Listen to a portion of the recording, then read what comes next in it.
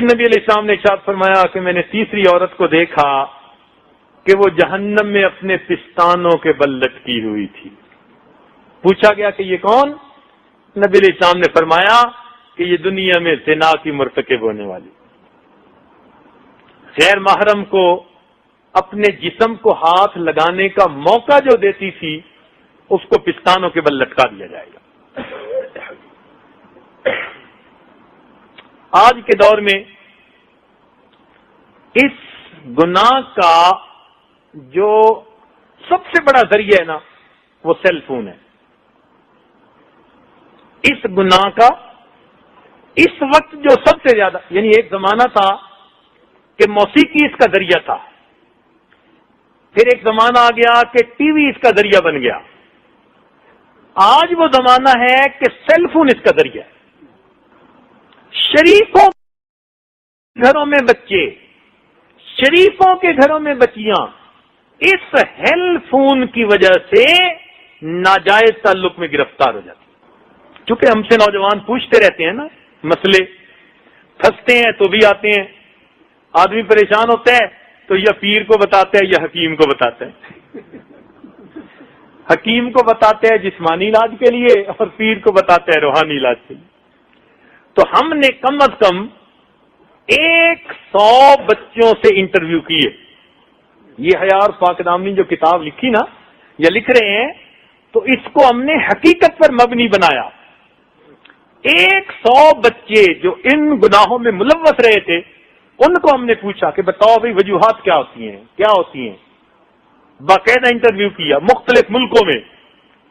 یہ بات سامنے آئی کہ اس وقت اس گناہ کا سب سے بڑا ذریعہ انسان کا سیل فون ہے. SMS میسج، خرچہ بھی کوئی نہیں، اور بیڈ روم میں کمبل کے اندر سے SMS پہنچے ہوئے.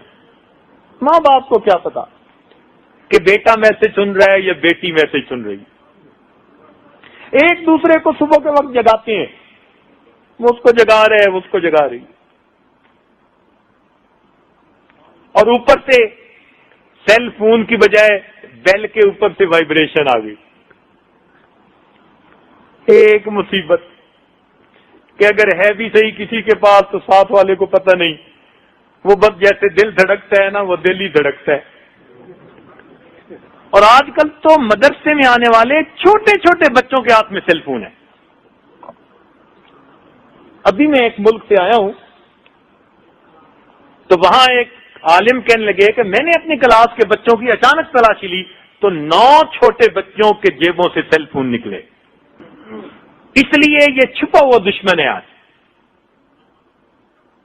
بہانے بڑے، ابو میں سکول میں ہوتی ہوں تو پھر بتانا پڑتا ہے میں کہاں پہ ہوں، کہ کچھ ہو جاتے ہیں، سب بہانے ہیں، سب جھوٹ ہے، مقصد کوئی اور ہوتا ہے. تو کوئی ضرورت نہیں نئے نئے ماڈل کے فون لے کے دینے کی. اور ہمارے سامنے تو ایسے کیس آئے کہ جو بد کردار نوجوان ہوتے ہیں وہ خود سیل فون لے کے اس بچی تک پہنچا دیتے ہیں. ماں باپ کو پتہ ہی نہیں ہوتا کہ سیل فون ہے یا نہیں، اس کے ہاتھ میں پہنچا ہوا ہوتا ہے، بل بھی کوئی پے کر رہا ہوتا ہے. ہم نے کہا بھائی تم نے ایسی حرکت کیوں کی؟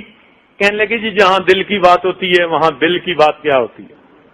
2 مہینے پہلے ایک ملک کا سفر کر کے میں آیا.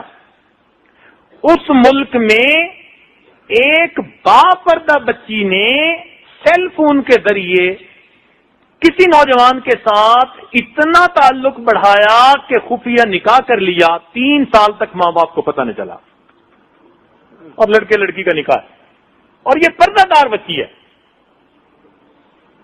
اور نیکوکار گھرانے کی بچی ہے. جب یہ واقعات پیش آنے لگے تو پھر سمجھنا چاہیے کہ یہ کس قدر خطرناک چیز ہے. اس لیے اس کو میں ہیل فون کہتا ہوں.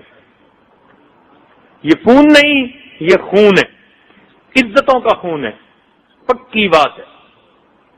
اس لیے اس کا دشمن بن جائیے اور اس کو بس مقصد کے لیے استعمال کیجیے، اپنے بزنس کے لیے. ہمارے تجربے میں یہ بات آئی اور علم میں یہ بات آئی کہ بندہ بیت اللہ کا طواف کر رہا تھا اور اپنی گرل فرینڈ کے ساتھ بات کر رہا تھا. کیا رونا روئے ہم. اس لیے اپنے گھروں میں سیل فون کا استعمال لمیٹڈ رکھیے.